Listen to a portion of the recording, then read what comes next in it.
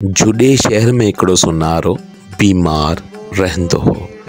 बीमारी अहिड़ी जा ख़त्म थियण जो नालो न पई वठे।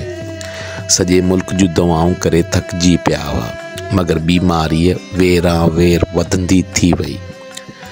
डिगड़ीअ में संदन हिकु माइट नाले देवजी रहंदो हो, जंहिंखे योगेश्वर खीमनाथ स्वामी जे बारे में ॿुधायो ऐं उन सुनारे खे वठी डिगड़ी आयो।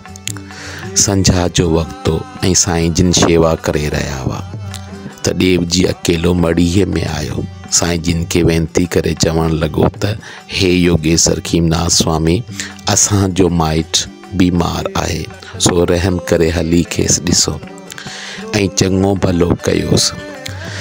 साईं जिन हथ जो इशारो करे देवजी खे चयऊं त बेटा बैठ जा। देवजी साईं जिन जो चयो मञी वेही रहियो।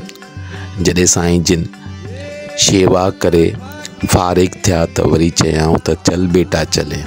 योगेश्वर खीमनाथ स्वामी साहिब खे ईंदे काफ़ी देर थी वई हुई, सो सख़्त बीमार थी लेटियो पियो हो। जॾहिं साईं जिन दरवाज़े वटि पहुता त घर में रोज़ राड़ो लॻो पियो हो।